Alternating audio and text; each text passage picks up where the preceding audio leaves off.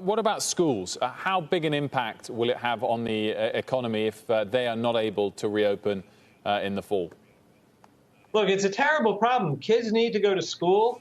Families, it's hard for working parents to simultaneously even work remotely while they're teaching their kids and taking care of them at home. My kids are grown. I have grandkids who I see it through their lives. It's very disruptive.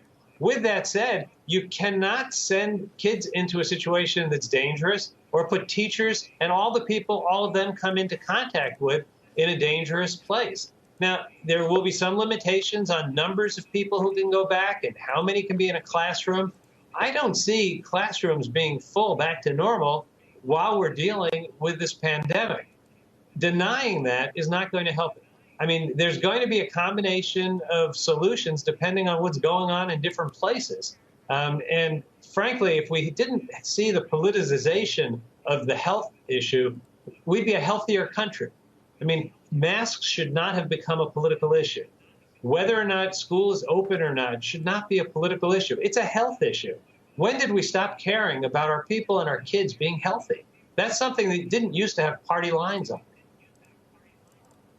We're going to talk to the head of the New York school system in just a few moments about that. Wanted to also get your thoughts on these new Buy American proposals that Biden is laying out as part of his economic vision. Why didn't the Obama-Biden administration do anything like this when it could to help boost American manufacturing at a time when we needed it?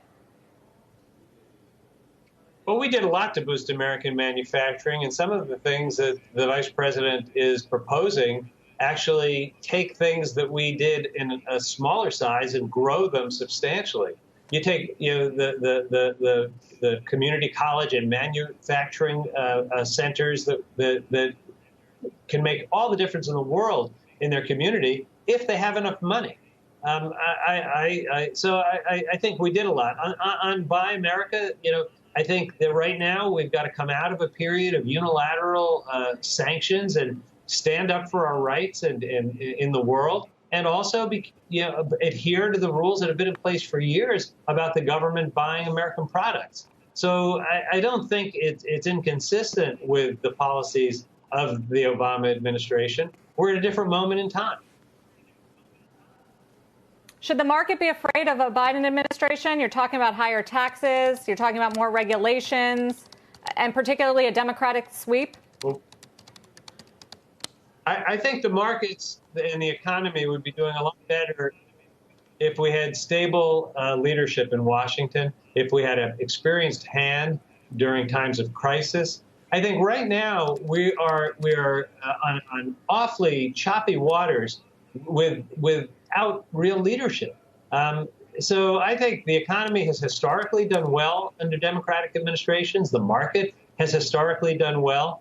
And there's a lot of room in tax policy to be both sensible and fair and to promote economic growth.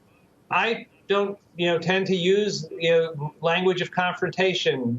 I don't think we should be having business fighting, workers, as the way to make decisions. We need employers to create jobs. We need workers to get fair wages, and we need to be engaged in the same direction.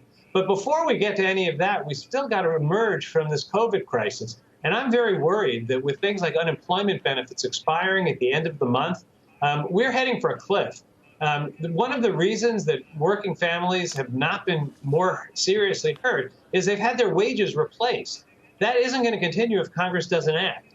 And the most vulnerable workers, people who rely on things like SNAP to buy their food, they need actually an increase, not just stable benefits. People who can't pay their rent shouldn't be put in the street when they can't get a job because the economy is not back to full steam. This is not a time to politicize the COVID response. We've had 3 bipartisan bills. We need a 4th. And frankly, it needs to be larger than I'm hearing Senate Republicans talk about. In the kind of envelope that they're talking about, there isn't room to do the things we need to do. And this has serious macroeconomic consequences. Because if people don't have money to spend, it hurts the economy. Yeah, so more than $1 trillion is what you're saying. Yeah, look, the House Heroes bill was $3.5 trillion almost. The Republicans in the Senate want to keep it to 500 billion or under $1 trillion. I don't know what their current number is. The economy needs something much closer to the size of the House bill. There's no magic to these numbers. We're all learning the shape of the crisis as it develops. No one's lived through this before. What's clear is you can't do the things you need to do over the next 3 to 6 months on a bill that's as small as the Senate Republicans are talking about. Jack Lew, thank you for joining us. Appreciate your time. Great to be with you.